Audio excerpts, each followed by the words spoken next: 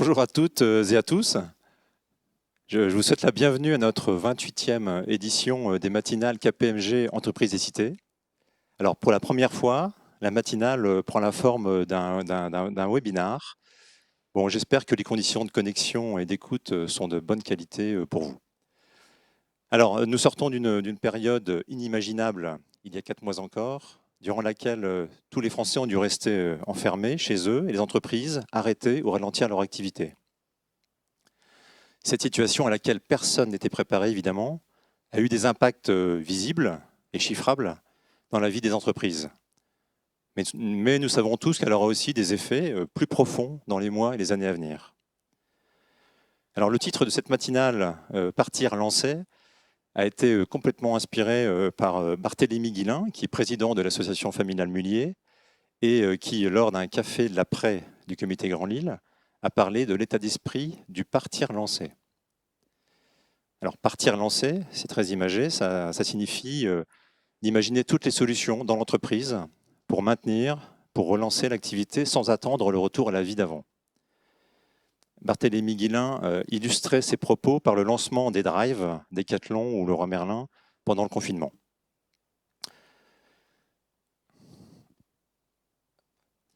Alors, dans cette période pleine d'incertitudes, l'objectif de cette matinale est de fournir des clés pour aider les chefs d'entreprise, les décideurs, à définir les leviers prioritaires pour la relance de leur propre entreprise. Alors nous avons choisi de parler de 3 thèmes qui nous paraissent importants, essentiels pour cette relance: la trésorerie, les nouveaux modes de travail et la transformation numérique. Alors pour traiter ces 3 sujets, nous avons 3 experts de choix, avec par ordre d'intervention, et vous avez leurs photos à l'écran. Christophe Noni, donc, qui est à mes côtés, qui est associé KPMG et expert en restructuring. Geoffrey Carpentier, qui est associé et cofondateur de Carwan by KPMG, dont l'activité consiste à accompagner les entreprises dans leur stratégie RH. Et Vincent Marais, qui est associé KPMG et responsable des offres cybersécurité et protection des données. Alors, en conclusion, donc vers 10h15, je laisserai la parole à Marc Langrand, qui est associé et directeur de KPMG Région Nord, qui prendra place aussi à mes côtés, pour qu'il partage son retour d'expérience de ces mois si particuliers au sein de KPMG Région Nord. Alors, quelques conseils, juste 2 conseils pratiques pour que le webinaire se passe bien et que vous puissiez participer au webinaire. Alors, vous pouvez poser des questions en live aux 3 experts. Et pour éviter la séquence questions-réponses que l'on fait habituellement en fin de matinale, les questions seront prises au fil de l'eau. Donc les 3 intervenants tenteront de répondre au fur et à mesure pendant leur intervention. Alors, il suffit d'ouvrir la colonne, le volet de droite de votre écran. Il est indiqué Q&R, questions et réponses, et de taper votre question. La question ne s'affichera pas à la vue de tout le monde, mais les experts connectés la verront. Alors, deuxième proposition, c'est qu'en fait, deuxième sujet, c'est le sondage. Avant chaque thème, nous allons faire un sondage en vous posant une question. Alors, pour voir la question, là, il suffit de cliquer sur le sondage, toujours au même endroit, hein, en dessous de Q&R. Et une fois que vous avez choisi votre réponse, cliquez bien sur « Envoyer » pour que votre réponse soit prise en compte. Voilà pour l'aspect technique. Alors maintenant, pour démarrer cette matinale, nous sommes heureux d'accueillir Jean-Pierre Letartre, que beaucoup connaissent. Alors en 2 mots, Jean-Pierre Letartre a dirigé longtemps un grand cabinet français de conseil et d'audit. Il a décidé de revenir sur ses terres natales pour participer à la promotion des entreprises de la région.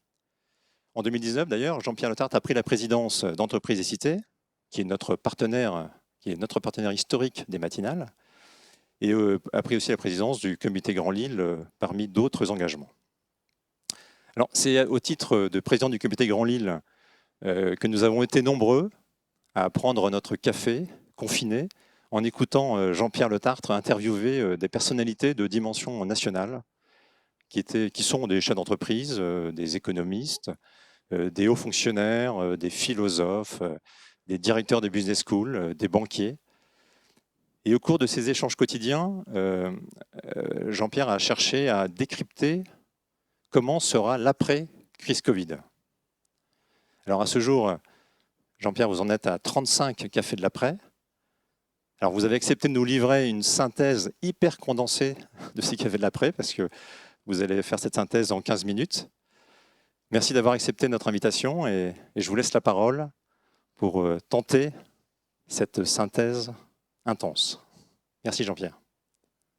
Écoutez, merci Arnaud. Je veux dire que je suis ravi de participer à cette matinale. D'abord parce que c'est la première fois que je m'exprime en externe au titre d'entreprise des cités. C'est arrivé de m'exprimer bien souvent, mais avec un autre titre. Et au fond, je trouve assez sympathique en fait de le faire en partenariat avec, une entreprise qui était un concurrent, mais un ami. Je voudrais vous dire que d'abord, une petite précaution. Ce que je vais vous dire là, c'est au fond l'analyse qu'on a pu faire, que j'ai pu faire de ces 35 cafés d'après, mais teinté de mon expérience professionnelle. Donc, c'est un mélange de l'expérience professionnelle et des cafés d'après. Et puis, je voudrais surtout vous dire que ce n'est pas du tout la vie d'un psychologue, d'un philosophe, d'un économiste, d'un grand écrivain, comme j'ai pu avoir. C'est simplement la vie, au fond, d'un chef d'entreprise que je suis, que j'ai été, que je suis toujours. Et puis peut-être, si je peux me permettre de le dire comme ça, un chef d'entreprise assez engagé dans l'économie et dans la vie de la société. Je l'ai été ici, je le redeviens dans notre région. Vous savez qu'à Paris, ne serait-ce que quand je travaillais avec Pierre Gattaz au MEDEF. Donc voilà, c'est la vie d'un chef d'entreprise engagé, mais ce n'est pas celui d'un philosophe. Donc, je n'ai pas du tout l'intention de vous faire quelque chose qui soit scientifique. En revanche, j'ai envie de partager avec vous un certain nombre de réflexions et qui sont pour moi des portes de réflexion pour chacune et chacun d'entre vous, pour votre entreprise. Donc, ce n'est pas comment sera demain l'entreprise en 2020 ou en 2030 ou en 2050. Quelles sont les réflexions que vous devez avoir, vous, pour construire votre avenir et quelles sont les thématiques sur lesquelles je pense important de se pencher. Et effectivement, nourri par mon expérience, comme je vous l'ai dit, et les 35 cafés de l'après, qui ont été quotidiens, qui maintenant sont le mardi et le vendredi et qui s'arrêteront fin juin. On reprendra sous une forme différente, je pense, après l'été, mais il nous en reste encore, je crois, jusque fin juin. Alors, avant de me lancer sur ça, je voulais aussi vous dire que le partir lancé, effectivement, Barthélémy Guillain a évoqué, j'en a parlé lors du Café de l'après. D'ailleurs, il a un Café de l'après qui a eu un très grand succès, d'ailleurs, celui de Barthélémy Guillain. Je ne vous donnerai pas le score des autres, hein, parce que c'est pas, mais Barthélémy Guillain est sûrement le Café de l'après qui a eu le plus de participants et de podcasts. Parce que je vous rappelle aussi que les Cafés de l'après, vous pouvez, si vous les avez pas vus en live, vous pouvez les voir en podcast sur toutes les plateformes, Ocha et autres plateformes. C'est important de le dire, expliquer ça, et je crois que Arnaud, vous l'avez très bien expliqué. Ce qui est important, c'est de se dire quand même que cette crise qu'on a connue, comme vous l'avez dit, si je veux voir un côté qui a été extrêmement dur et qui va être dur maintenant, si on regarde d'un autre côté, un côté un peu plus positif, c'est une crise aussi qui n'a pas. On a dit c'est une guerre. Non, c'est pas une guerre. Je veux dire, on n'a pas bombardé d'usines, de ports, de voies de chemin de fer. Tous les actifs sont là. Tous les actifs de production sont là. Donc c'est aussi, il faut voir que la reprise qu'on est en train de vivre aujourd'hui, ça va être une reprise inédite aussi. Et donc toutes les perspectives en termes de reprise sont vraiment challengeées par le fait qu'on n'a jamais connu un redémarrage d'une économie après 2 mois sur pause, sans rien casser, sans rien détruire. C'est pour ça qu'il faut être très prudent sur toutes les prévisions. La deuxième chose que je voulais vous dire avant de parler de la synthèse des réflexions, c'est que il faut, quand on regarde ça, bien avoir en tête qu'on a un double effet. On a une crise sanitaire qui a pour conséquence d'avoir touché la chair, d'abord, avant le portefeuille. Vous voyez, pour ceux dans notre génération, je suppose que c'est beaucoup de gens qui nous écoutent, on a connu les Lehman Brothers. 2009. 2009, ça a touché la finance, l'économie directement et le portefeuille. Là, c'est une crise qui a d'abord touché la santé des femmes et des hommes.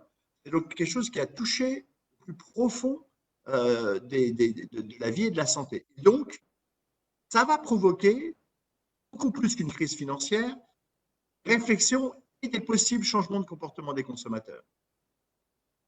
On y reviendra tout à l'heure. Et puis, il y a un deuxième effet, c'est que la réponse, et ce n'est pas un jugement de valeur, hein, c'est la réponse qui a été donnée, la réponse qui a été donnée à cette crise sanitaire, ça a été le confinement. Ça aurait pu être autre chose. Et le confinement crée la crise économique. Parce que pendant 2 mois, on a arrêté de travailler. Enfin, pas tout le monde, hein, mais on a arrêté l'économie. Donc, vous voyez, il faut bien distinguer. Au fond, la crise qu'on vit aujourd'hui, c'est la conséquence de la réponse à la crise sanitaire, donc c'est la conséquence du confinement. Et ça aussi, il faut bien l'avoir en tête parce que c'est bien deux choses séparées. On a une crise qui a touché la chair, tous les changements de comportement, on peut penser, on peut imaginer plus fort que ceux des autres crises, suite aux autres crises, et un confinement, une pause qui n'a rien détruit, mais qui a fait 2 mois de non-activité. Donc, quand on a ça en tête, que réfléchir un peu à qu'est-ce que je dois faire dans mon entreprise, sachant qu'aujourd'hui, à court terme, j'imagine que vous êtes tous très occupés par la question de la reprise de l'activité, les questions d'emploi, les questions sanitaires et les questions de financement. Et je vois que vous allez en parler après, donc je n'évoquerai pas ce sujet, même s'il y a beaucoup de choses à dire sur la question du financement aujourd'hui. Je voudrais simplement vous dire, voilà, au fond, ce que je pourrais dire comme synthèse aujourd'hui, c'est qu'il y a 7 tendances de transformation qui existaient avant le Covid et qui ont été accélérées et une menace nouvelle. C'est important de dire que le Covid, en fin de compte, n'a pas créé de nouvelles, sauf un, de nouveaux paramètres qui peuvent amener à changer nos entreprises. Mais en revanche, a entraîné une accélération phénoménale d'un certain nombre de transformations, d'axes de réorganisation, de revisite, de refresh de notre stratégie, va l'accélérer fortement. Alors, on va les prendre, il y en a 7 plus une. Alors, je vais commencer par la plus une, parce qu'effectivement, le nouveau risque, la nouvelle menace, c'est le confinement. On n'a jamais connu ça. Jamais. Et pourquoi je dis c'est une menace, le confinement, c'est que maintenant qu'on l'a fait une fois, qu'on a mis la vie au-dessus, la vie biologique, comme on dit, hein, Thierry Fleury aime bien dire la vie biologique. C'est-à-dire que la vie n'est pas que biologique. Hein, il y a d'autres éléments dans la vie que la vie biologique. Mais on a mis la vie au-dessus de tout. Eh bien, on peut raisonnablement penser que ça peut se reproduire. Et si on prend dans l'histoire, au fond, AZF, demain, AZF, on confine toute la région de Toulouse. Tchernobyl, demain, on confine le nord et l'est de la France. Et donc, aujourd'hui, vous devez prendre en compte votre entreprise, au fond, quelles conséquences peut avoir le confinement. Vous avez aujourd'hui des plans de continuité sur l'informatique, en cas d'incident informatique. Il faut réfléchir au plan de continuité en cas de confinement. Bien entendu, il ne s'agit pas de mettre en place des moyens énormes ou mais quand même, un peu de réflexion sur ce que ça amène si demain j'ai un confinement. Alors, on l'a vu tout de suite avec les questions du digital, mais on voit bien aussi sur les questions d'approvisionnement et on voit bien la question sur les sujets de souveraineté. Et donc, un nouveau risque, le confinement, et ça peut se reproduire. Vous savez, s'il y a une crise climatique, si demain on confine tout parce qu'on ne peut plus respirer l'air dehors, ça va être. Et on voit bien quand même que dans les entreprises qui étaient plus digitalisées, par exemple, on voit bien qu'il y avait par exemple développé leur e-commerce. On a beaucoup parlé avec Barthélémy ou FM Danerville au moment des cafés de l'après. On voit bien qu'elles s'en sont mieux tirées que d'autres. Donc, vous devez envisager dans votre cartographie des risques les conséquences d'un confinement. Je n'ai pas dit de crise sanitaire. Hein. Attention, les mots sont importants. Et puis, il y a 7 autres tendances qui se sont fortement accélérées. Alors, je vais vous faire quelques commentaires dans le temps qui m'est imparti pour vous dire les quelques axes. Hein, je n'aurai pas le temps de tout détailler. Marketing sanitaire plus proche, plus vert. La question du sanitaire, comme la question de l'environnement, j'aimerais être plus proche après. Aujourd'hui, ce n'est pas un sujet qu'on prend en plus, ce n'est pas un sujet qu'on traite dans la direction des risques, ce n'est pas un sujet qu'on traite dans la direction de la com, c'est un sujet qui est au cœur de la stratégie d'entreprise et au cœur de la stratégie produit. Aujourd'hui, le sanitaire est un élément de la vente. est un élément de la compétitivité.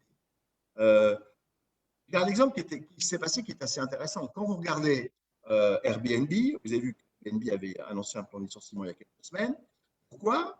Parce qu'il ne pouvait pas garantir la sécurité sanitaire du logement qu'il mettait sur son site, versus l'hôtellerie traditionnelle, les processus de l'hôtellerie traditionnelle. C'est intéressant de regarder cette question-là. On en parlait avec Maud Bailly quand elle est intervenue au Café de la Presse. Bon, donc la question du sanitaire, aujourd'hui, c'est un élément comme commencer à être la question de dire que mon produit est écologique. Donc aujourd'hui, votre produit doit être vert, il doit garantir la protection sanitaire et plus proche. Et là, c'est la question du consommer local. Là-dessus, je ne serai pas trop long parce que c'est un sujet très important, mais il ne faut pas non plus rêver trop, si je puis me permettre. Hein.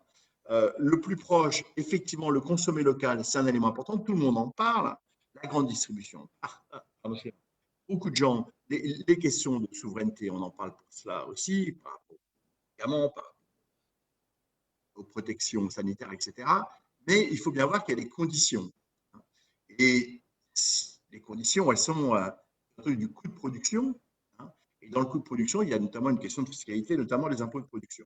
Donc là-dessus, oui, mais soyons bien conscients que ça va être un gros travail et que même s'il y a un effort de chacun des chefs d'entreprise pour trouver des moyens de produire plus proche ou de prendre des produits locaux, ça nécessite aussi des efforts du cadre de la structure du fonctionnement de notre économie. Donc, première tendance qui s'est accélérée sur ces éléments-là. Deuxième, popularisation du digital. Là-dessus, j'ai vraiment exprès le terme popularisation parce qu'effectivement, on voit bien que le digital aujourd'hui a pénétré en fait l'ensemble de la population française. Je veux dire, c'est d'ailleurs, ça a été une accélération phénoménale. Et on a bien vu que ceux qui avaient fait leur transformation et qui étaient plus avancés s'en sont bien tirés. Donc ça, c'est clair, ça entraîne plein de conséquences. Hein. On l'a évoqué et je lisais encore ce matin, je ne sais pas si vous avez eu le temps de lire, les amis de KPMG, un article sur les bureaux des cabinets de KPMG qui est cité sur qu'est-ce que ça a comme conséquence sur l'organisation des bureaux. Mais pas que sur l'organisation des bureaux. Ça a des conséquences sur la distribution, sur la supply chain, sur l'industrie, etc. Donc ça, c'est un point très important, ce qui fait que vous, en tant que chef d'entreprise, l'accélération du digital, des investissements dans le digital, c'est la raison pour laquelle, d'ailleurs, permettez-moi de revenir un peu sur les questions du financement, c'est que l'enjeu majeur de cette reprise aujourd'hui, ça va être la capacité des entreprises à financer leur investissement de transformation. Vous voyez, on dit il faut réparer l'entreprise, il y a le BFR, oui, mais pour l'avenir, l'investissement dans la transformation, et notamment digitale, est clé. Et donc, il va falloir trouver des moyens pour aider les entreprises à financer ça alors qu'elles sortent de cette crise, comme chacun le sait, beaucoup plus endettées. Donc, là-dessus, un petit point quand même sur les questions des bureaux, quand même, puisque c'est un sujet que j'ai bien connu aussi. Je suis très favorable au travail. Je l'avais même institué dans ma vie précédente il y a 5 ans, donc vous êtes bien en avance. Mais le principal, c'est la vie au bureau. La vie au travail, c'est le télétravail, c'est la flexibilité. Ce n'est pas l'inverse. Aujourd'hui, on a un peu l'institution inverse. Hein.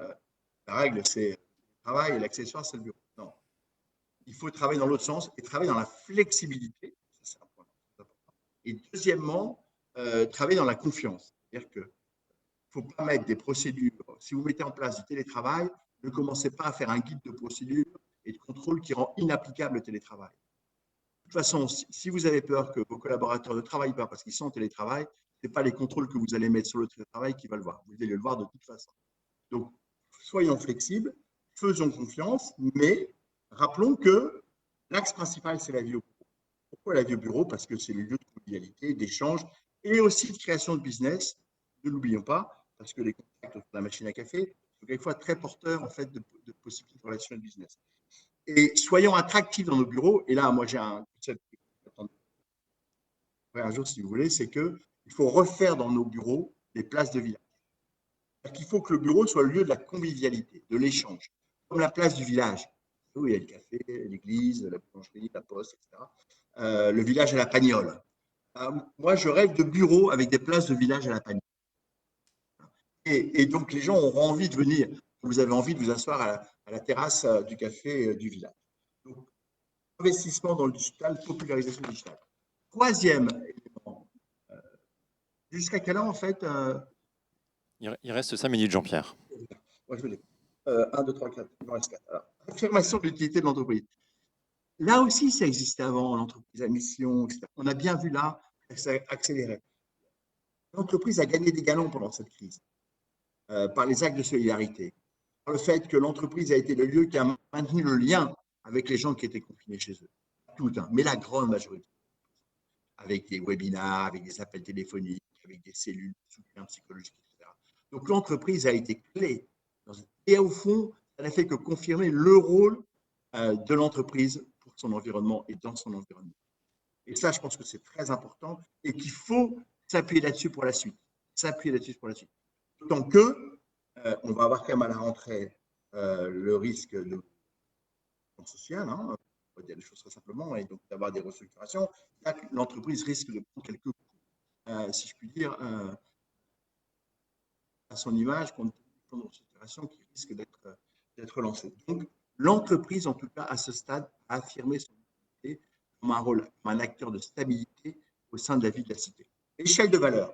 Ça, c'est un sujet majeur qui existait avant et je pense, là, qui est paru encore vraiment en pleine lumière pendant cette crise, c'est que, au fond, on se trompe dans nos valorisations et dans la valeur ajoutée qu'apporte chacun. Alors, je ne vous fais pas le coup du soignant versus le trader, ni de l'infirmier versus l'auditeur. Oh, pardon, excusez-moi. Mais, je veux dire, le point là, c'est de dire on se trompe dans la façon de valoriser l'apport, que ce soit pour les professions, mais aussi pour les entreprises. Que donc là, on a besoin de deux choses. La première, c'est de revoir nos critères de mesure, très important, comment on évalue nos entreprises, quels sont les critères, et pas uniquement le résultat. Et surtout, la durée. Parce qu'on a bien vu que là, on était dans un conflit entre le court terme et le moyen terme. On voit bien que ce qui nous est arrivé sur les masques, sur un certain nombre de choses liées sur l'hôpital, etc., c'était qu'on a privilégié le court terme par rapport au moyen terme. Et aujourd'hui, il faut absolument, et ça, c'est notre responsabilité en tant qu'acteur économique, hein, de dire non, il faut qu'on prenne en compte plus de critères pour apprécier la performance d'une entreprise et pas de le court terme. Et ça, c'est un débat extrêmement important et qu'il faut appuyer parce que je pense que c'est un débat essentiel. J'ai deux arrêts que je dis très rapidement, qui sont clairs et qui sont pour moi aussi préexistants avant la crise et qui ont été accélérés. C'est les modes de management et les qualités du leader. Alors, sur le premier, entrepreneuriat au cœur des modes managériaux, je vous conseille d'écouter, ça existe avant, mais je vous conseille d'écouter le Café de l'après de Patricia Vito, qui est une spécialiste en relations du travail, sur le travail. Et je pense que, clairement, dans nos grandes entreprises, et même les moins grandes, hein, et j'ai connu les grandes entreprises, il faut revenir à beaucoup plus de liberté sur le terrain et d'agilité sur le terrain. Et donc, il faut que les collaborateurs, même dans les grandes entreprises, soient dans une situation entrepreneuriale. Et vous savez, il y a un point que je vous cite seulement, que disait la Tesco, que j'aime beaucoup. Il faut retrouver dans les modes de management la mentalité de l'artisan. L'artisan, il est responsable, indépendant et créatif. Et bien, il faut que les collaborateurs dans nos entreprises soient indépendants, responsables et créatifs. Il faut créer les conditions de cet entrepreneuriat au cœur des modes managériaux. Émotion et fragilité, ça c'est dans les qualités du leader. Il faut un gars courageux, résilient, tout ce que vous voulez, tout ce que vous connaissez, tout ce que vous avez lu, mais il faut de l'émotion et de la fragilité. La fragilité parce que c'est le seul moyen d'écouter les signaux faibles et de comprendre la complexité du monde. Je dirais, et là j'accélère, j'ai un seul mot, la fragilité est clé dans les modes managériaux parce qu'elle crée l'équipe, elle crée la capacité de comprendre l'autre. Et vous savez, j'ai très souvent, un verre en cristal est fragile, mais n'est pas faible. Parce que la fragilité ne veut pas dire la faiblesse. Le contraire de fragilité, c'est l'arrogance. Et l'image de l'arrogance, c'est le Titanic. La fragilité, c'est le verre en cristal. Et on a besoin de gens qui écoutent, comprendre ce qui se passe et travailler en collectif. Ce qui m'amène à mon dernier, qui est la nécessité. On a bien vu là aussi à quel point les collaborations, les coopérations étaient. Et ça existait aussi avant sur la notion de collectif. Je vous conseille ardemment d'écouter le podcast d'Émile Servan-Schreiber sur le collectif. Il a écrit un excellent bouquin sur super collectif. Il vous explique à quel point le collectif est clé dans nos modes de fonctionnement de nos entreprises, à l'intérieur de l'entreprise, mais aussi dans les alliances avec d'autres entreprises ou dans les alliances avec les secteurs. Le co est clé. Collectif, coopération, collaboration, est clé pour résoudre la complexité du monde dans lequel nous sommes. Et je ne peux que vous inciter à développer ça parce que c'est extrêmement important et pertinent. Je dirais, je vous citerai une seule phrase d'un président américain qui disait j'utilise mon cerveau, j'emprunte celui des autres.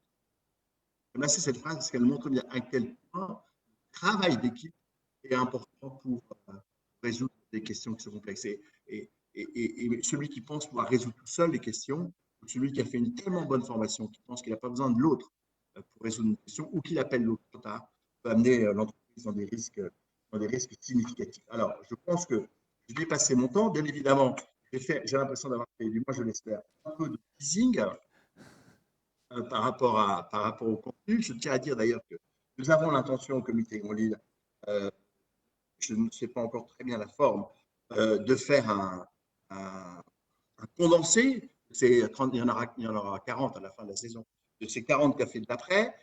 En tout cas, je ne peux que vous conseiller de les écouter sur les plateformes. Euh, je reçois beaucoup de SMS de gens qui les écoutent en faisant du jogging.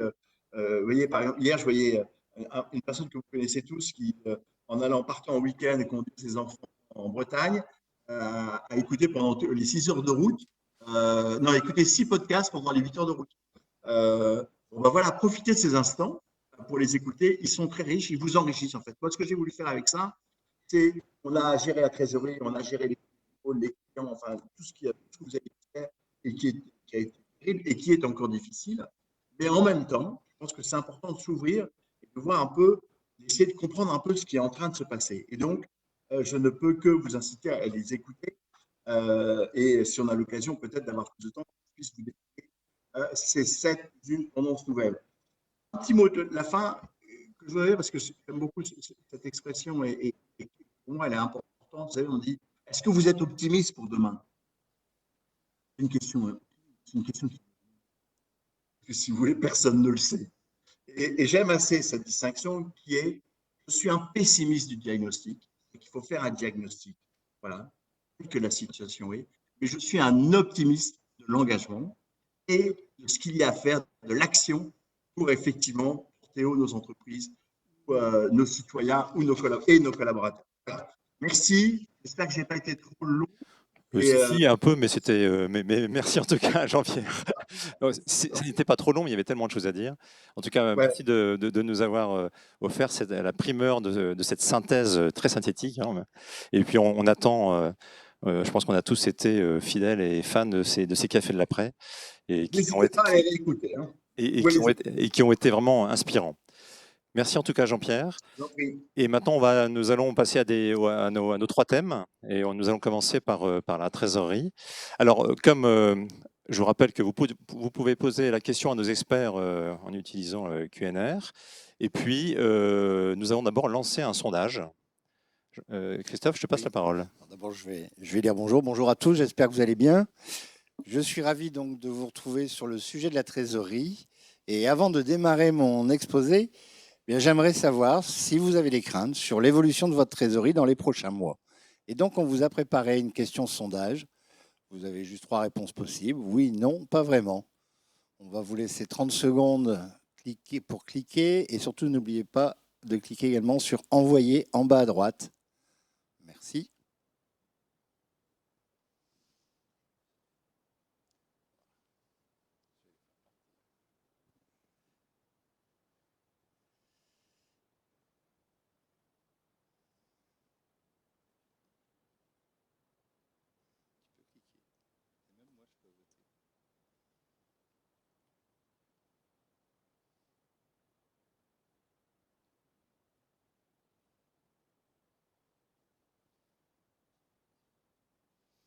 C'est bon, vous avez 30 réponses.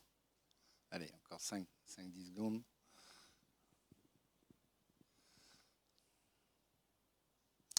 des hésitations.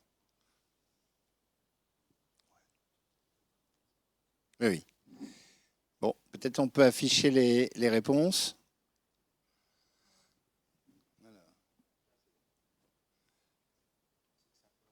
Ah, il faut attendre 15 secondes.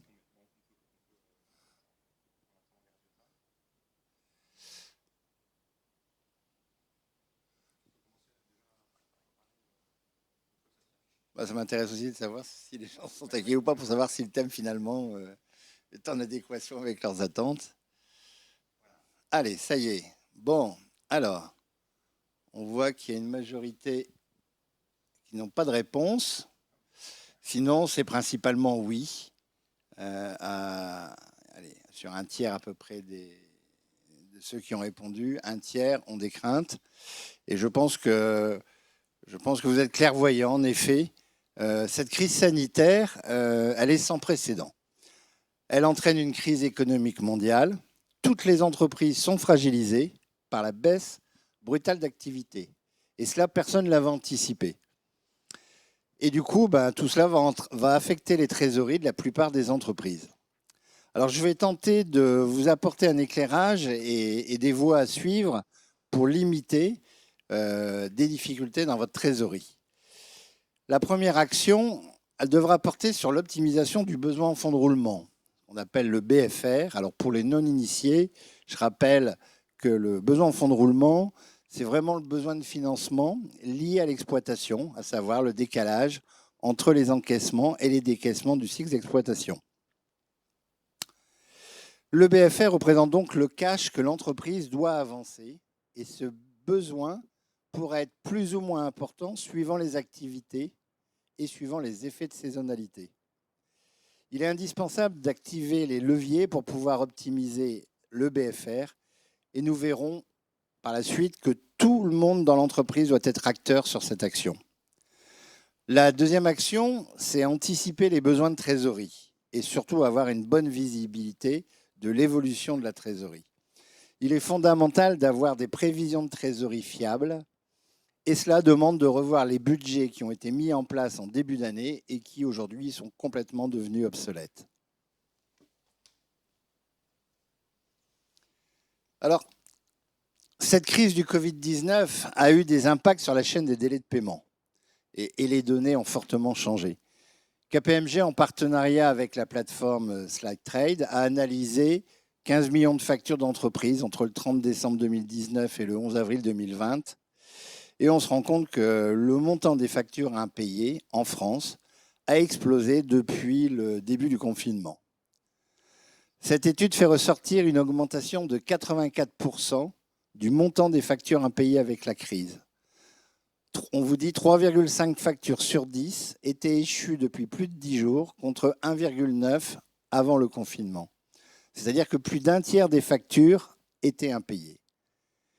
On se rend compte également que le nombre de factures payées de manière hebdomadaire a chuté de l'ordre de 12%. On était avant le confinement sur une moyenne hebdomadaire à 780 000 € et c'est descendu à 680 000 €. Alors il y a des secteurs qui ont été plus touchés que d'autres. On sait qu'il y a des secteurs qui ont de grosses difficultés. On pense tous au tourisme, l'hébergement, l'événementiel. Mais plus que jamais, il faudra être vigilant sur le risque client et le recouvrement des créances. Alors, les impacts du Covid-19 sur la gestion du cash. Comme vous savez, la trésorerie, c'est le carburant des entreprises. Sans carburant, vous ne pouvez plus travailler. Et la crise économique engendrée par la pandémie vient modifier en profondeur le cash des entreprises. Vous avez sur le graphique qui vous est présenté une courbe de variation de trésorerie avec un scénario normatif et un scénario en période de crise, avec 3 phases. La première phase, c'était pendant le confinement, du mois de mars au mois de mai, où là, on a connu le ralentissement ou l'arrêt brutal de l'activité, avec une forte baisse de chiffre d'affaires. Mais globalement, on se rend compte que pendant cette période-là, la trésorerie était meilleure que ce qu'on pouvait s'attendre. Moi, j'ai des clients qui m'ont dit « j'ai jamais eu une aussi bonne trésorerie qu'en cette époque ». Alors pourquoi? Qu'est-ce qui s'est passé? Les entreprises ont stoppé quasiment tous les achats. elles ont eu recours à toutes les aides gouvernementales. Je vous rappelle, chômage partiel, report des charges sociales et fiscales, report de paiement des loyers dans certaines activités, rééchelonnement des emprunts et du crédit bail, demande de financement PGE. Donc je dirais, ces mesures-là, avec l'encaissement du poste client qui restait, qui existait à la date du début du confinement, a fait que finalement, la trésorerie, globalement, s'est bien portée. Elle était même excellente dans certaines activités. Là, maintenant, nous sommes dans la deuxième phase, ce qui est en gris bleuté. Nous sortons progressivement du confinement. On a une reprise progressive de l'activité avec un chiffre d'affaires qui reste quand même en dessous du niveau normatif. On sait qu'on a dû faire des achats d'équipements de protection qui sont quand même assez coûteux. On a repris le paiement des échéances qui ont été décalées. Et ce qu'on se rend compte, c'est qu'il y a un effet ciseau qui s'opère sur la trésorerie puisque la tendance s'inverse complètement. Et là, je vous invite, c'est à vraiment faire des prévisions de trésorerie à 13 semaines, vraiment à court terme pour bien y voir clair, ce qu'on appelle un cash forecast, avec différents scénarios. Et n'hésitez pas à faire un scénario dégradé, ce qu'on appelle un worst case. Et n'oubliez pas non plus d'intégrer toutes les échéances décalées afin d'identifier les points bas de trésorerie et les éventuelles impasses à financer. On sait que pendant cette période-là, il va falloir faire un effort de recouvrement sur les créances échues parce qu'il y a quand même des risques. On n'est pas à l'abri que certains clients déposent le bilan. Et il y a peut-être une réflexion à avoir sur la mise en place d'un programme d'affacturage ou de l'INDAI et peut-être aussi d'une assurance crédit pour surveiller certains clients. La troisième et dernière phase, c'est celle que nous prévoyons à partir de novembre, donc après l'été, où là, je dirais, le travail à faire, c'est vraiment de revoir le business plan, un business plan 3 à 5 ans, avec la modélisation des cash flows, en intégrant également le remboursement du PGE, parce que je vous rappelle que le PGE, pendant 1 an, on ne rembourse rien, c'est une avance, et c'est au bout d'1 an que vous décidez, soit vous remboursez tout, soit vous décidez un remboursement étalé qui peut être sur 5 ans. Et je pense que dans cette phase-là, il faut réfléchir à la structure de financement et d'endettement de la société, réfléchir également s'il n'y a pas des actifs non stratégiques que l'on pourrait céder. En cas de besoin également, peut-être avoir recours au leaseback et toujours, bien sûr, optimiser son BFR, à savoir le post-client et principalement les stocks.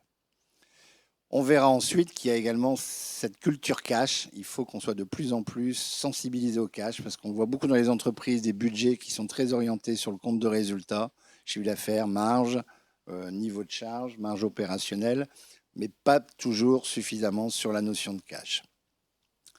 Je vous invite également à avoir une communication financière transparente envers les tiers, notamment vos partenaires bancaires.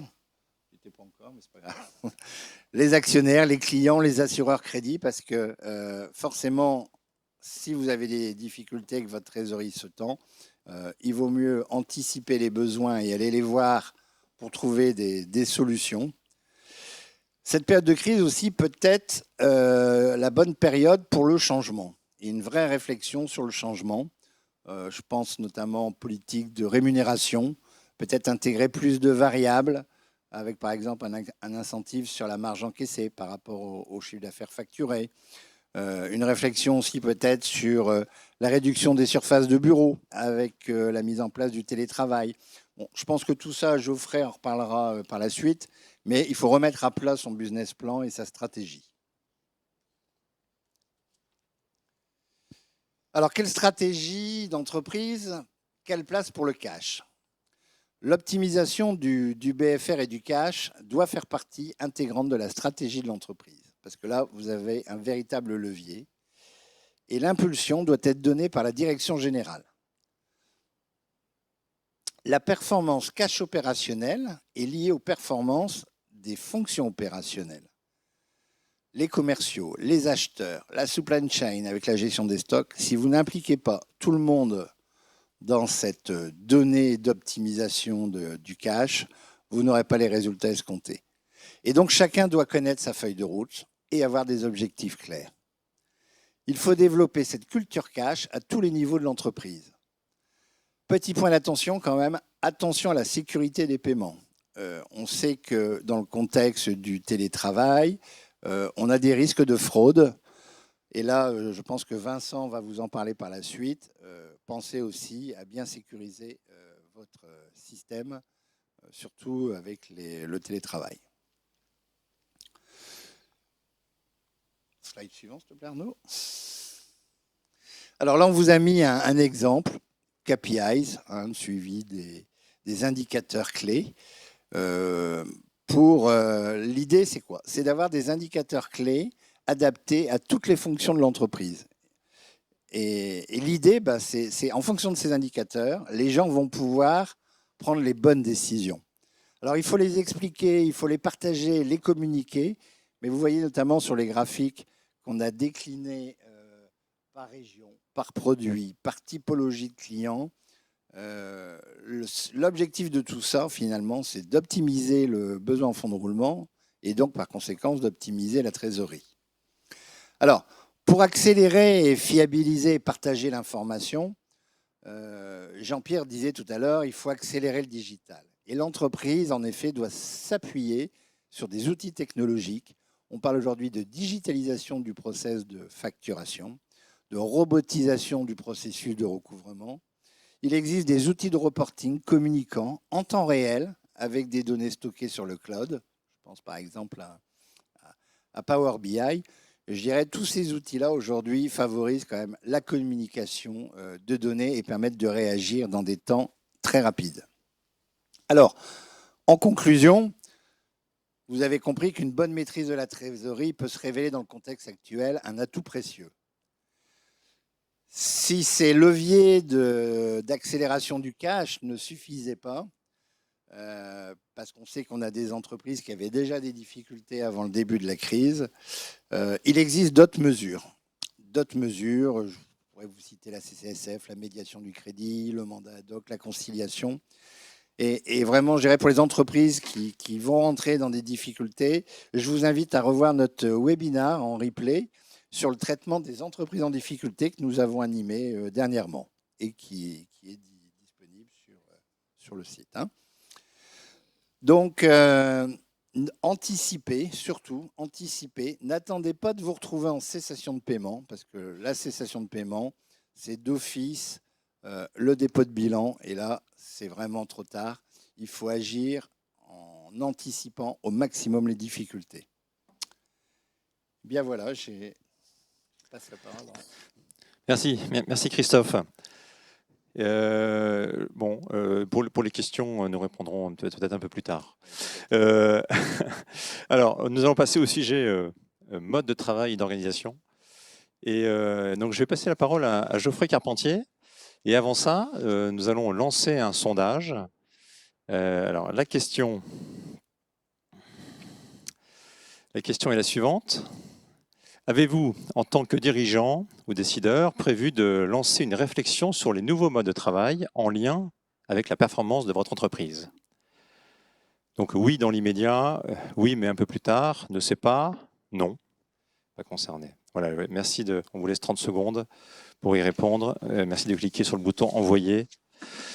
Et après, Geoffrey, je te laisse la parole. Très bien, Arnaud. Est-ce que tu m'entends? On t'entend très bien. Parfait, merci. On te voit. Je profite de ce petit temps de latence pour, à mon tour, souhaiter la bienvenue à tous. Donc, on va attendre le résultat du sondage.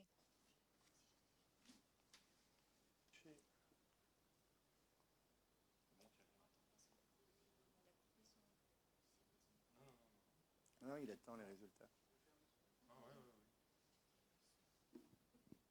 Alors, on ferme le sondage. Il y a quelques secondes, il y a une dizaine de secondes de latence. Mais donc, tu peux. Le résultat va s'afficher dans quelques secondes. Parfait. Donc, effectivement, moi, je vais enchaîner sur la question des modes de travail et d'organisation. Et on va voir ensemble comment, finalement, cette période, effectivement, inédite, sidérante, vient alimenter ces réflexions qui effectivement, ne sont pas nouvelles, mais qui sont vraiment régénérés par la crise. Donc effectivement, alors là, on a des réponses qui sont très très distribuées. Ça m'apprendra à mettre euh, 5 options dans les réponses. Mais on voit quand même que majoritairement, puisque entre les oui dans l'immédiat et oui mais un peu plus, on a quand même un gros quart des dirigeants, des décideurs qui se posent la question de faire évoluer leur mode de travail et d'organisation. Et on va voir que finalement, comme le disait Jean-Pierre également tout à l'heure, on va être au cœur de ce qu'on appelle finalement le développement de l'engagement des collaborateurs, euh, dont on va avoir tous besoin dans cette période de reprise d'activité et au-delà. Voilà, donc on peut rentrer peut-être dans le vif du sujet si tu veux bien, Arnaud. Oui. Avec la première slide. Merci. Voilà, donc ça, bon, je vais commencer par quelques chiffres juste pour poser le décor. Voilà, donc vous le voyez là, on avait 3% des salariés qui avaient recours au télétravail, on va dire de façon non pas ponctuelle, mais de façon un petit peu plus soutenue avant la crise. Et donc aujourd'hui, selon une enquête d'Arès INSEE, on serait effectivement à plus de 25% des salariés. Donc, premier message, c'est que ça ne concerne évidemment pas, et ça vous le savez, vous l'avez lu, l'ensemble des salariés. Il n'en demeure pas moins que la crise a vraiment servi d'accélérateur sur le développement du travail à distance ou télétravail. Et comme on le voit en dessous avec une autre étude en bleu, on est sur une évolution des attentes des salariés qui, on va dire, est fondamentale puisque désormais 71% des personnes interrogées déclarent vouloir travailler un jour par semaine. Donc là, on va y revenir également. Moi, je partage les propos de Jean-Pierre tout à l'heure sur des équilibres à trouver, hein, évidemment, entre le temps au bureau et le temps à distance. Mais il n'en demeure pas moins que là, on est sur une évolution structurelle et que il n'y aura pas en matière de travail, il n'y aura pas de retour en arrière. Alors évidemment, tous n'ont pas vécu la chose de manière positive. On a tous en tête des collaborateurs qui ont eu des difficultés à articuler vie professionnelle, vie personnelle, vie domestique, avec des charges mentales parfois lourdes, mais ces chiffres-là sont quand même extrêmement puissants. Alors si on avance au-delà effectivement de l'impact sur le développement du télétravail, là je voulais mettre en lumière quelques éléments de réflexion sur la reprise d'activité. Donc ça, c'est une étude qui est encore plus récente que la précédente. La précédente datait d'avril, celle-ci date de fin mai, conduite par l'IFOP. Et en fait, je voudrais partager avec vous trois grands chiffres que je trouve assez révélateurs de la situation. Le premier, c'est que les collaborateurs sont majoritairement stressés à l'idée de retourner sur leur lieu de travail. Donc, pour nombre d'entre eux, il y a un risque effectivement sanitaire très important. Et donc, ils questionnent non seulement, on va dire, le lieu de travail, l'entreprise, hein, mais les conditions pour s'y rendre. Voilà, donc en fait, l'idée de retourner au travail est quelque chose qui les angoisse plus que ça ne les soulage. Deuxième chiffre important, c'est que finalement, cette période les va faire réfléchir à leur rapport au travail, et on voit là à 58% qu'il y a eu un avant, il y aura un après, et qu'en en fait, ils attendent des choses en matière d'évolution des modes de fonctionnement, puisque ça a été rendu possible finalement. Face à l'adversité, contrainte, forcée, on a trouvé des solutions. Eh bien, pourquoi ne pas bâtir là-dessus pour finalement élargir le champ. Et enfin, et je vais résumer les deux chiffres du bas, c'est les attentes en matière de prise en compte du bien-être. On peut l'appeler équilibre vie professionnelle, vie personnelle, on peut l'appeler attente en matière d'équilibre. Là, on est sur 60% des collaborateurs qui formulent que c'est leur première attente en reprise d'activité, hein, et que 27% attendent une meilleure conciliation entre vie personnelle et vie professionnelle.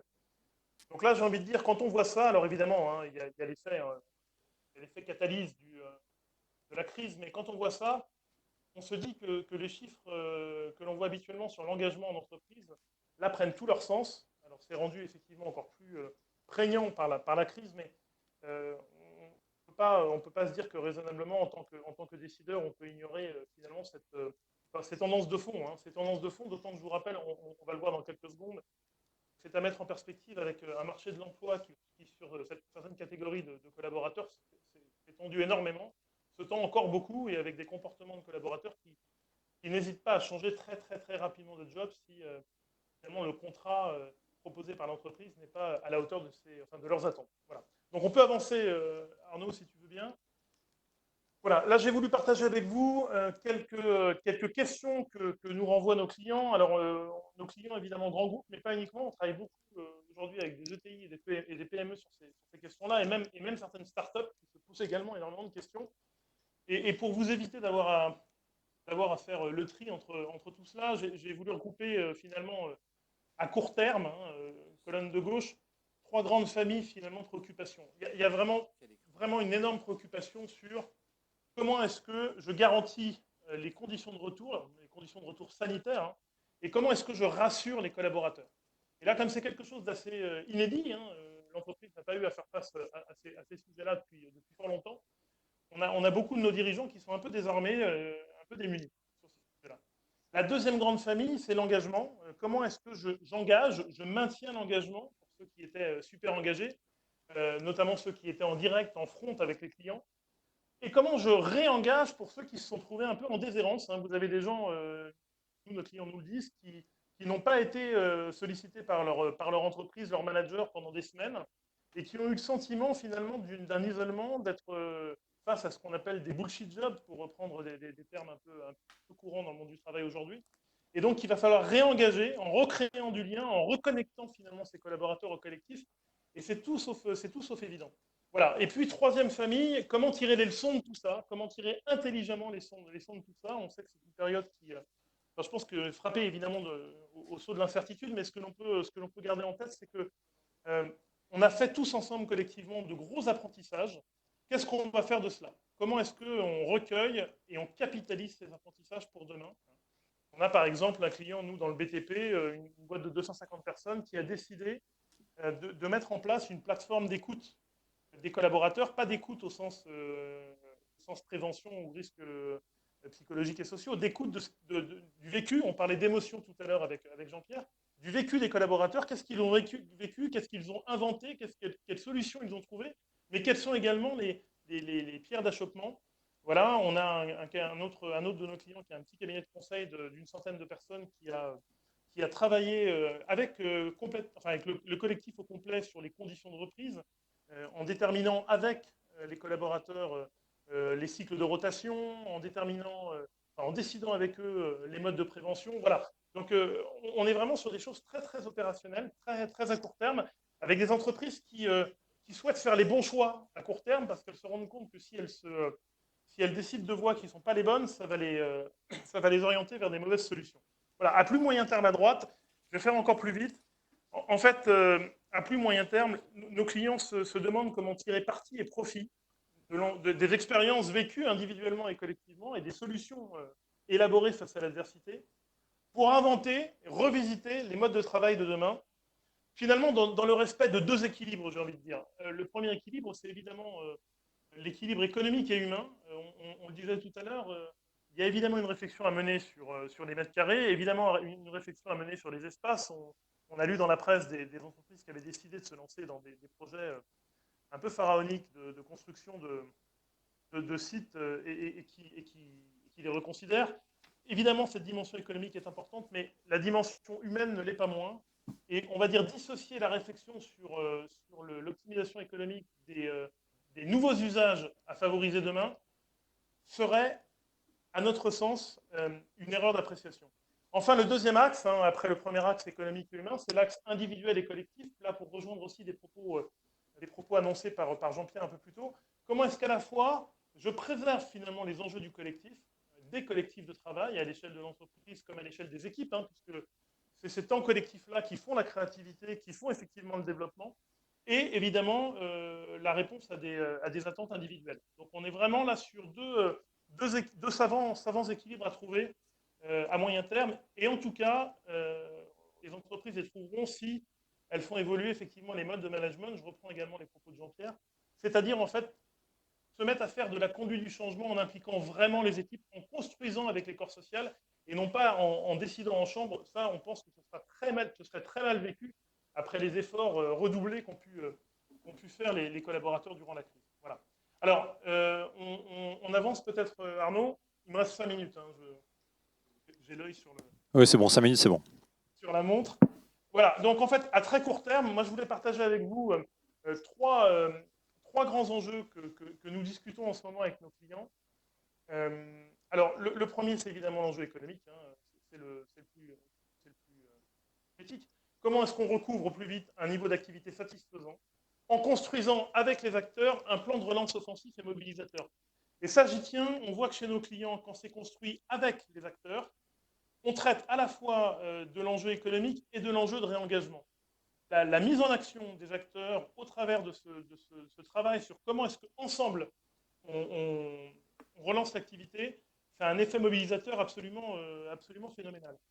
L'enjeu humain, bien entendu, hein, garantir aux collaborateurs les conditions de reprise d'activité et les reconnecter au collectif. Moi, notamment en milieu urbain, vous avez des gens qui sont extrêmement angoissés à l'idée aujourd'hui de se rendre sur leur lieu de travail, de prendre les transports en commun, de croiser des foyers potentiels. Vous avez des gens qui sont vraiment obnubilés par cela. Hein. Et puis effectivement, un troisième enjeu à court terme, qui est l'enjeu managérial.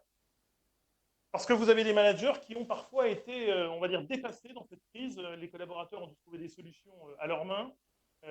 Ça a, on va dire, beaucoup bousculé le système de management classique en place dans l'entreprise. Là aussi, certains se sont réfugiés dans le contrôle au risque, on va dire, d'inhiber, d'étouffer les initiatives. D'autres ont disparu simplement parce qu'ils ne savaient pas comment en fait, se positionner. Ils ont disparu de la relation avec les collaborateurs. Là, il y a un enjeu très fort à repositionner le management au cœur de la mission d'entreprise, dans son rôle de courroie entre le collaborateur et évidemment l'institution, et probablement effectivement avec des postures qui sont davantage des postures de développement de l'autonomie et de la responsabilisation. Voilà, si on avance, donc ça c'était à très court terme, j'ai envie de dire, sur les quelques semaines à venir et peut-être jusqu'en septembre. Et nous pensons, nos clients nous le disent, qu'à partir on va dire d'octobre et puis dans les mois à venir, si on se plonge un peu plus dans le moyen terme, on va être effectivement, enfin les entreprises vont avoir à faire face à 4 grandes natures d'enjeux.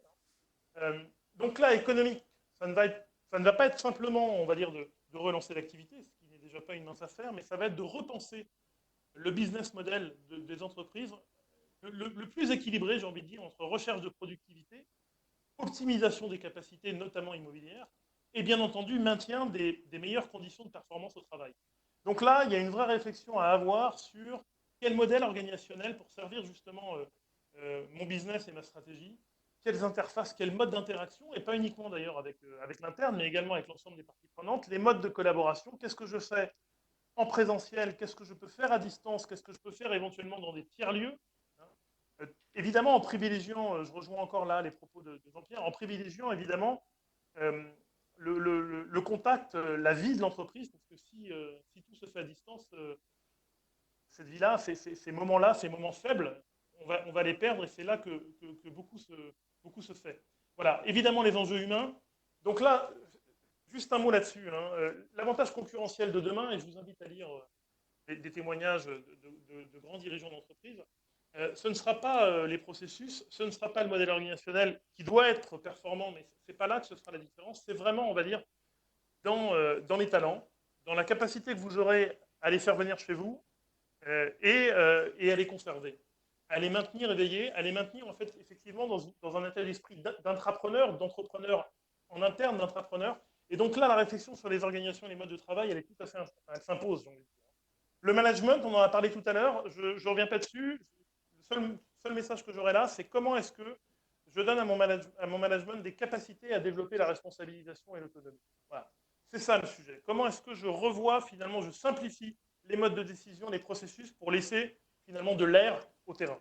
Et enfin, quatrième nature d'enjeu qui va poindre et qui va se renforcer, ça renvoie aussi à un des 7 leviers évoqués tout à l'heure par Jean-Pierre, c'est les enjeux de société. De plus en plus, l'entreprise sera attendue sur sa contribution plus large à la société. Et qu'est-ce que l'on fait? Comment est-ce qu'on relie ça justement au mode de travail et aux nouveaux modes de fonctionnement? Et il y a un champ là d'investigation et de performance, de sources de performance important à aller investiguer. Je terminerai sur un dernier message, Arnaud, si tu veux bien. C'est vraiment ma slide de conclusion. Voilà. Pour ceux qui sont peut-être familiers avec ces termes, on parle depuis un moment en matière de travail des New Ways of Working, donc les NWOW, euh, comme étant un peu, je dirais, un nouvel Eldorado qui s'ouvre aux dirigeants pour aller chercher justement ce surcroît de performance qu'il a besoin de trouver. Euh, on, on pense, nos clients pensent que la crise est une formidable, on va dire, opportunité pour enfin lancer une vraie réflexion sur le sujet. Il y a beaucoup à apprendre de ce qu'on a vécu. Il y a beaucoup en fait à aller chercher auprès de l'ensemble des collaborateurs et des managers. Pourquoi ne pas profiter de ce moment-là, on va dire un peu inédit, un peu charnière de l'histoire de l'entreprise pour repenser finalement la façon d'inventer les futurs en y associant les collectifs. Voilà, j'en termine. Geoffrey, tu peux juste illustrer ces New Ways Oui, alors ces New Ways of Working, c'est par exemple, effectivement, tout simplement, comment est-ce que je vais demain configurer les bureaux, en ayant d'ailleurs en tête l'optimisation des espaces, hein, mais pour répondre aux nouveaux usages. Si on se dit que demain, finalement, il faut par exemple mettre le client dans une chaîne de valeur, beaucoup plus tôt dans la chaîne de valeur de créativité, par exemple, des nouveaux produits et usages pour le client, hein. Pour le dire autrement, si je veux faire du design thinking, c'est-à-dire construire en amont mes nouveaux services avec mes clients, comment est-ce que je vais repenser les locaux, pas simplement fermé avec des équipes R&D qui travaillent un peu en chambre, mais ouvert, en ouverture avec le client. Est-ce que ça se fait chez moi? Est-ce que ça se fait à l'extérieur? Est-ce que ça se fait dans un tiers-lieu? Qu'est-ce que je peux faire à distance? Donc toujours avec la logique à la fois économique, mais également la logique, on va dire, humaine et la logique de développement en tête. Donc là, il y a vraiment un terrain un peu à la croisée des chemins à trouver. Ça répond à ta question, Arnaud? Ok, parfait. Ouais, merci. Merci Geoffrey. Voilà. Merci bien. Merci, Bah, merci écoute, à vous. on enchaîne sur le troisième sujet, donc sur les systèmes d'info et techno numériques. On va lancer le sondage. Et puis après, je laisse la parole à Vincent Marais.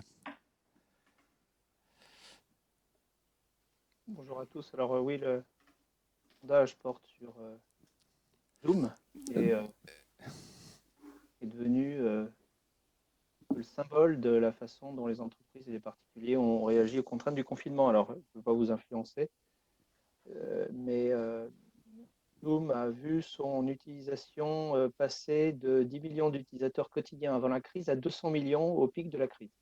Et ça s'est traduit en bourse par une action qui cotait 68 $ au 1er janvier et qui hier cotait 236 $ pour une capitalisation de 68 milliards de dollars, ce qui veut dire que Zoom vaut en bourse aujourd'hui, Zoom qui a été fondé en 2012, qui compte 2500 employés, vaut aujourd'hui en bourse plus que beaucoup de, par exemple, de compagnies aériennes. Votez moi-même.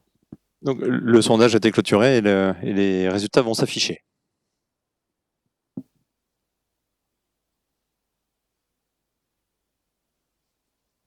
D'accord, donc 1%. Bon, je pense qu'on l'a tous plus ou moins utilisé, en effet, à titre, si ce n'est à titre professionnel, parce qu'il y avait un petit sujet de sécurité justement et de privacy, mais aussi à titre personnel. Moi-même, j'ai organisé l'anniversaire à distance sur Zoom de mon fils avec une dizaine de copains connectés. C'était assez amusant. Donc oui, ceci était à titre d'illustration pour introduire le sujet en effet des technologies de l'information et de la communication qui ont représenté durant la période du confinement une véritable bouée de sauvetage pour les entreprises parce que pour les entreprises qui pouvaient télétravailler ou télévendre également, eh bien, c'était un moyen de continuer l'activité malgré les mesures de distanciation physique et de confinement qui touchaient soit les employés, soit les consommateurs. Et donc, il faut réaliser que une entreprise de service, mettons, dont la très grande majorité de la force de travail pouvait télétravailler, eh bien, son activité dépendait, toute son activité, en fait, passait par les quelques câbles réseau dans un data center quelque part dans la banlieue de la ville où est établie l'entreprise. Et toute son activité passait par ces quelques câbles qui transportaient les flux VPN par lesquels les collaborateurs se connectaient. Donc,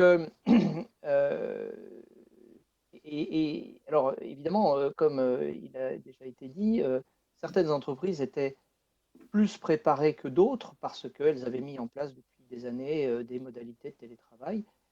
Mais il faut bien voir que même elles ont souffert parce que eh bien, tout le monde était concerné en même temps, donc la totalité de l'entreprise, et dans certains cas, les installations informatiques étaient taillées pour accueillir en télétravail, mettons, 20 ou 30% de la population des employés, mais pas la totalité.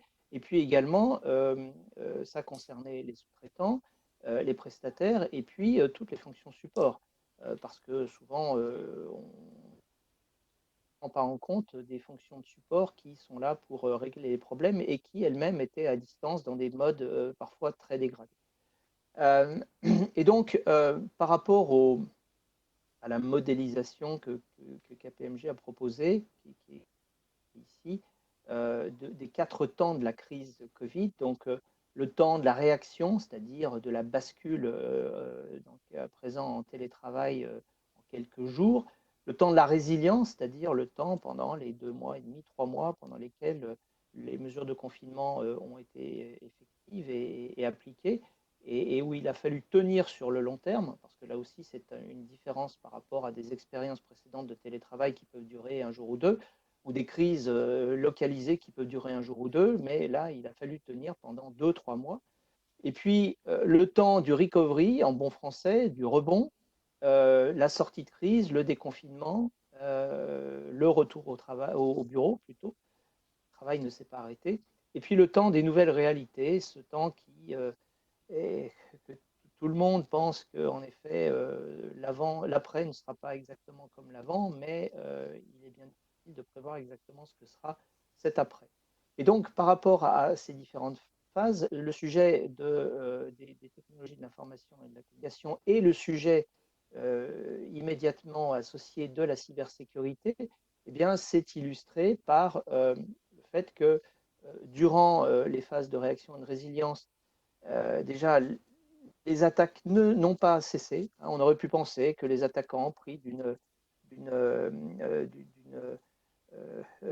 touchés par la gravité de la situation et réalisant qu'ils étaient des êtres humains après tout, auraient cessé leurs attaques. Eh bien, pas du tout. Les attaques ont continué et se sont même focalisées sur une exploitation de la crise Covid et une exploitation de la faiblesse de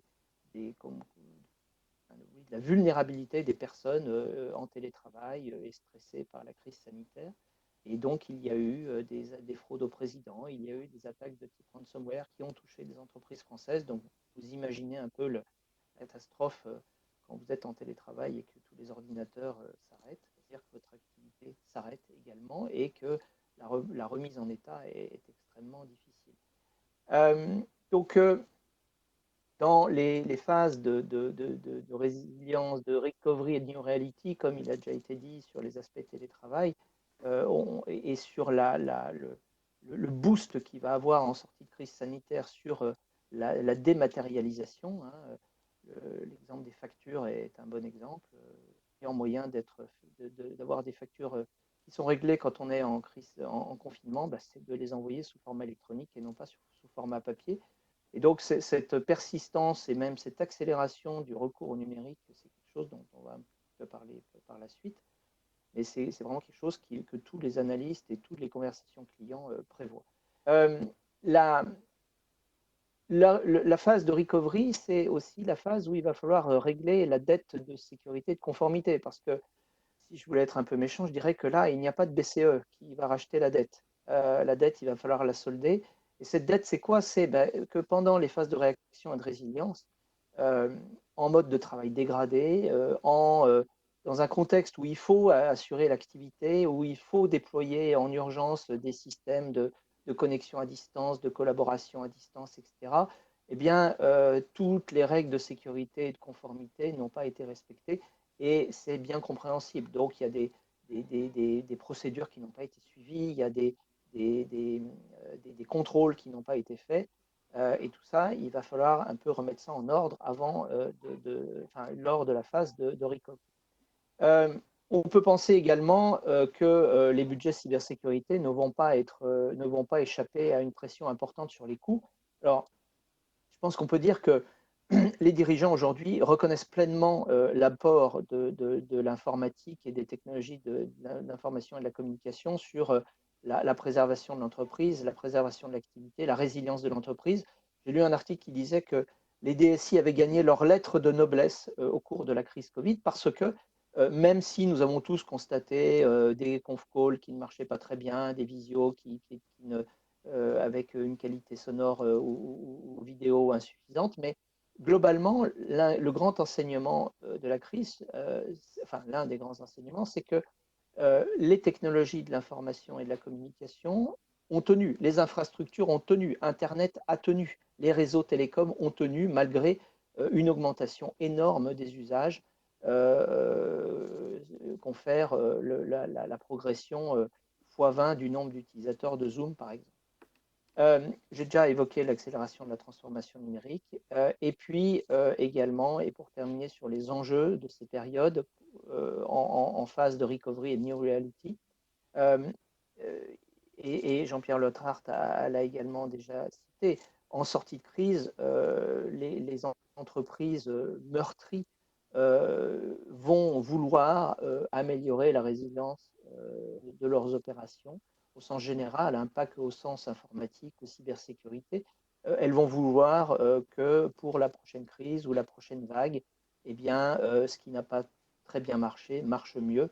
Et donc, la cybersécurité, bien sûr, sera un des sujets dans cette volonté de renforcer la résilience des entreprises. Peut-on passer au slide suivant, s'il vous plaît? Alors, tout cela nous amène à proposer les éléments suivants comme étant comme étant le plan d'action, la roadmap cybersécurité pour les entreprises dans les mois et années à venir. On est encore, pour certaines entreprises et pour quelques mois encore, dans une phase de résilience, hein, au moins jusqu'en septembre-octobre. Et puis avec également une modification des modes de travail qui fait qu'une partie une partie de la workforce sera en télétravail de manière pérenne dans les années à venir. Et donc cette résilience et de la sécurité des infrastructures et des applications critiques qui étaient accessibles depuis Internet ou qui ont été mises accessibles depuis Internet pour permettre le télétravail. Par exemple, il faut savoir qu'il y a des établissements bancaires où les traders ont fait du télétravail, ce qui peut paraître assez baroque, mais c'est la réalité. Et donc, ça veut dire que des choses ont été ouvertes, des services ont été ouverts sur Internet pour permettre l'accès à distance. Et tout cela, bien entendu, augmente la surface d'exposition des entreprises et donc rend nécessaire une surveillance particulière pour vérifier que ces éléments qui sont aujourd'hui accessibles sur Internet eh bien, sont convenablement protégés et ne peuvent pas être piratés par le premier venu ou provoquer représenter des points d'entrée dans le réseau interne qui permettent ensuite des attaques et des intrusions au sein du système d'information. Également, un sujet qui est apparu au sein de cette phase de résilience, c'est de dire, OK, bon, là, nous sommes dans une crise majeure, mais quid qu'on gère comme on peut, mais quid d'une nouvelle crise et par exemple, d'une crise cyber comme une attaque de ransomware. Et donc, il y a une nécessité de réévaluer ces risques et puis de se préparer à un suraccident, à une surcrise. Qu'est-ce qui se passe si je subis une attaque cyber alors que je suis en train de gérer la crise sanitaire et alors que mes équipes, y compris les équipes sécurité, sont en télétravail. L'aspect de sensibilisation et d'assistance aux collaborateurs est également très important pour des populations qui parfois, en effet, ont découvert le télétravail, qui avaient à gérer en plus le stress de la crise sanitaire, de devoir s'occuper de proches et notamment d'enfants, du confinement, etc. Et donc un enjeu de sensibilisation et d'assistance parce que également pas mal de collaborateurs pour gérer un peu la pénurie de systèmes, d'environnements, etc., eh bien, ont pu être tentés à utiliser des ressources personnelles, des ordinateurs personnels ou des ressources dans le cloud acquises à titre personnel. Et donc, un peu enfin, c'est une dimension de cette aide des collaborateurs qui nous paraît très importante et qui, là aussi, est quelque chose qu'il faudra maintenir dans le temps, dans le contexte du télétravail qui va devenir beaucoup plus, comment dirais-je, beaucoup plus courant. Dans la phase de recovery, le retour à l'état nominal du système d'information, eh bien, c'est quelque chose qui se prépare et qui se pilote parce qu'il y a des choses qui ont été faites un peu à la hussarde qui vont rester parce que eh bien, on va considérer que d'avoir ouvert tel service ou telle application pour un accès à distance, eh bien, c'est légitime. Par contre, il y aura sans doute des choses à remettre dans un état avant crise, à sécuriser et en effet à solder cette dette de sécurité dont j'ai déjà parlé. Et puis également, eh bien, nous avons vécu, continuons de vivre un événement exceptionnel qui a mis à l'épreuve beaucoup de choses, d'infrastructures, de processus, de comportements. Et donc, tirer les leçons de cette crise, notamment en termes de résilience, c'est quelque chose qui paraît tout à fait légitime et bien vu. Et puis, pour terminer, dans la phase de New Reality,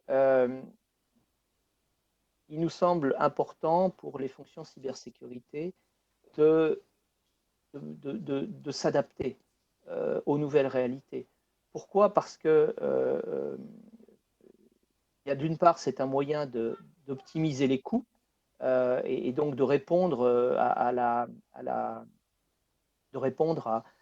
la pression sur les coûts qui va arriver. Il faut savoir que beaucoup de fonctions cybersécurité dans les entreprises, notamment dans le secteur FS, mais pas que, étaient depuis 5 ans dans une phase véritablement d'ascension en termes de responsabilité, de pouvoir, de visibilité et de moyens, notamment budgétaires. Et donc, autrement dit, pour caricaturer un peu, les budgets cybersécurité dans pas mal d'entreprises prenaient facilement 20 ou 30% par an. Il est évident que cette trajectoire ne va pas continuer comme ça pour la grande majorité des entreprises. Donc, il va y avoir un travail nécessaire d'adaptation, de rationalisation, d'alignement sur les nouveaux besoins de l'entreprise et sur les nouvelles réalités. Et l'un de ces sujets, c'est en effet l'accompagnement des projets de transformation numérique qui vont être repris, qui vont être lancés, qui vont être accélérés, qui vont être systématisés parce que les entreprises, pour des raisons de coût, pour des raisons de réponse aux nouvelles attentes des consommateurs et des employés d'ailleurs, pour des raisons de résilience, vont lancer et accélérer ces projets de transformation numérique. Et donc, il est vital pour les fonctions cybersécurité de s'intégrer pleinement dans ces projets, de les anticiper, de les accompagner, de les sécuriser, bien sûr, et par le fait de les accélérer. Et c'est un enjeu qui nous paraît absolument majeur parce que la crise a également montré que les projets, enfin la transformation numérique c'était bien, mais que eh bien, dans certains cas, le numérique était la seule chose qui restait aux entreprises pour leur activité, et donc on ne pouvait absolument pas se permettre que cette bouée de sauvetage, eh bien, elle soit crevée par des attaques cyber. Et puis, dernier point, j'ai déjà un peu évoqué, cet accompagnement et cette intégration de la cybersécurité dans les programmes de résilience de l'entreprise. Je pense que le terme résilience est un terme qu'on a mis depuis quelques années un peu à toutes les sauces, mais que c'est vraiment une réalité qui va de plus en plus être centrale dans les entreprises et qui va également participer à leurs valeurs et donc qui va être également regardée par les régulateurs et par les actionnaires et par les partenaires. Donc voilà à peu près ce qu'on peut dire aujourd'hui de la cybersécurité dans ce contexte de crise pour donc les semaines, les mois et les années. Merci Vincent pour cette analyse et ces axes de réflexion pour la partie techno. Merci aussi donc à Jean-Pierre, Christophe et Geoffrey pour ces interventions qui ont certainement permis de donner des pistes à la fois de réflexion mais aussi d'action à ceux qui nous écoutent. Alors en conclusion, nous avons souhaité laisser la parole à Marc Langrand qui co-dirige la région nord de KPMG. Donc Marc, peux-tu nous faire un retour d'expérience sur ces mois très particuliers? Oui, merci Arnaud. Tout d'abord, bonjour à tous. Je suis ravi d'être avec vous pour cette matinale KPMG, la première en digitalisation. Je ne sais pas si on renouvellera encore cette expérience en digital. Ça sera également un plaisir de se retrouver, je pense aussi physiquement, parce qu'on en a parlé au cours de cette matinale, le besoin de se retrouver, de se voir, du collectif. Ça ne remplace pas quand même les effets de la digitalisation. Bon, comment, comme KPMG Nord, avons-nous vécu cet événement exceptionnel, hein? Effectivement, c'est un événement qui nous a tous pris vraiment par surprise, hein, qui a été brutal. Mais globalement, dès le 16 mars, nous avons mis en place une cellule de crise régionale hein, qui, en lien avec notre cellule de nationale, pour organiser globalement la mise en sommeil de nos 18 bureaux dans la région Nord, en assurant simplement une permanence physique minimale avec 2 personnes par site. Mais le 17 mars à midi, on avait nos 600 collaborateurs de la région qui étaient chez eux, connectés avec leur ordinateur portable, et au service de nos clients, on était opérationnel le 17 midi. Alors, on a eu cette chance de pouvoir assurer la continuité des services.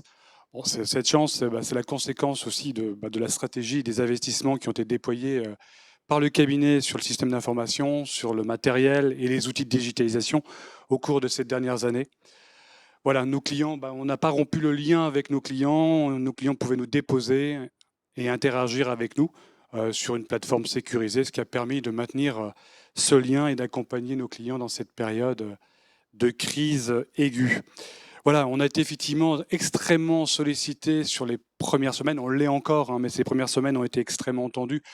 Pourquoi ? Parce que tout simplement, nos clients étaient effectivement, notamment ceux qui étaient fermés, extrêmement inquiets, sollicitant les aides mises en place au fur et à mesure par le gouvernement avec des textes extrêmement changeants. Et on a dû être effectivement extrêmement réactifs. Voilà, à titre d'exemple, nos équipes de la gestion sociale, qui étaient donc toutes chez eux, hein, ont instruit globalement en un mois plus de 600 demandes d'activité partielle et organisé le report des charges dès le mois de mars. Et ça s'est pu se faire globalement dans de très bonnes conditions. Voilà, les équipes régionales également, advisory et notamment restructuring, hein, ont également été très sollicitées et continuent à l'être avec l'élaboration de business plans prévisionnels de trésorerie. On l'a vu avec Christophe, hein, les difficultés sur le cash arrivent et vont continuer à arriver à fur et à mesure des remboursements, notamment du PGE à la fin des décalages des charges. Voilà, on a réussi à être présent malgré l'absence de présence physique hein, et un télétravail contraint hein, à 100%, ce qui était, je pense, inimaginable il y a encore quelques temps. Peut-être un point aussi important aussi, même j'aurais peut-être pu commencer par ça, d'un point de vue sanitaire, heureusement, nous n'avons eu que très très peu de cas aujourd'hui avérés ou suspectés de Covid. Hein. Globalement, on a eu une dizaine de cas suspectés, mais sans hospitalisation. Donc globalement, nos collaborateurs et les mesures de précaution qu'on avait prises ont été efficaces parce qu'on a eu très peu de cas. Donc ça, c'était vraiment la très très bonne nouvelle. On était quand même très inquiets au tout départ de cette crise. Voilà, aussi, élément de réflexion, mais ça a été dit au cours de cette matinale, cette situation inédite va nous amener à réfléchir hein, sur notre organisation interne. Voilà, le télétravail, je ne vais pas répéter ce qui a été dit, il y a eu comme effet positif, il y a eu des effets vraiment positifs. Hein. Je vais les citer quelques-uns, c'est la diminution des temps de trajet, de temps de déplacement, qui nous a fait économiser du temps, et dans notre activité, ces temps de trajet peuvent être importants. Les gains de temps aussi, dans des réunions aussi qui débutent à l'heure et qui finissent à l'heure, on est efficace, on va à l'essentiel. Et puis aussi un gain d'efficacité hein, sur certains travaux qui demandent des temps de concentration plus importants. Mais ça a été dit aussi, le télétravail aussi a mis en place pour nous aussi la difficulté de nos collaborateurs à bien séparer les temps de travail et des temps personnels. Hein, le bureau s'est déporté à domicile et a rendu voilà, difficile les coupures. Ça a été effectivement pour certains compliqué de gérer à la fois cet aspect familial et ces temps de travail. Et puis je pense aussi, ça a été dit aussi, mais un sentiment d'isolement hein, pour certains, malgré les nombreuses réunions que les managers, que les associés ont pu organiser. C'est un sentiment que certains ont pu avoir, ce sentiment d'isolement. Et puis aussi, propre à notre cabinet, on a beaucoup de jeunes collaborateurs qui sont encore en phase d'apprentissage. Les formations sont encore importantes par les plus expérimentés. Ça a été rendu plus difficile avec cet éloignement. Et donc, ça, c'est aussi un élément notable. La notion aussi de perte de collectif est aussi un point important qui a été mis en évidence avec ce télétravail à 100%. Voilà, mais effectivement, je suis d'accord avec Jean-Pierre, Geoffrey, le télétravail va perdurer, mais voilà, ça va être très important de pouvoir l'organiser, de le gérer, qu'il soit voulu et assumé pour bien aujourd'hui qu'il soit efficace et pleinement assumé. Voilà, enfin maintenant, puis depuis le 11 mai, on est en sortie de déconfinement, sortie de déconfinement très partielle, très prudent dans les premiers jours, dans les premières semaines, avec globalement 20% des capacités de nos sites qui avaient été fixées à 20% des effectifs. Depuis début juin, on accélère ce déconfinement. Il y a une reprise plus forte qui est actuellement en place, mais c'est compliqué. On s'aperçoit que la sortie du confinement, je pense, est peut-être plus compliquée à gérer, à manager que le confinement où c'était brutal, il n'y a pas eu de choix. Là, il faut organiser ce retour au bureau avec les craintes de certains, le stress de ce retour, des difficultés encore personnelles, familiales, les gardes d'enfants, ou les écoles qui n'ont pas repris, et puis une certaine résistance à revenir hein, pour certains, en disant on est bien chez nous, finalement on a moins peut-être nos managers directement sur le dos, et donc aussi un aspect de dire le télétravail, ça pouvait être un côté pratique au bout de 3 mois. Donc voilà, tous ces événements-là fait que les managers, les associés, on va devoir effectivement faire preuve de beaucoup de management, d'écoute, et puis pour favoriser ce retour au bureau qui n'est pas simple. Voilà Arnaud, que je pouvais dire un peu en termes de conclusion sur un peu notre retour d'expérience au niveau de KPMG Région Nord. Merci Marc. Écoutez, en tout cas, merci. Nous sommes pile à 10h30. Merci pour votre participation, en espérant que cette matinale a répondu à vos attentes et que la connexion, même si j'ai compris que le son était parfois de qualité moyenne, mais que globalement ce webinaire s'est bien passé. On va vous envoyer une question, juste une question sondage pour mesurer votre satisfaction sur ces formats de webinaire. La prochaine matinale, j'espère, aura lieu effectivement physiquement et on se retrouvera à la Cité des Échanges. Nous vous enverrons le mail, comme d'habitude, pour vous y inviter. En tout cas, je vous souhaite une très bonne journée à tous et puis à très bientôt physiquement. Au revoir.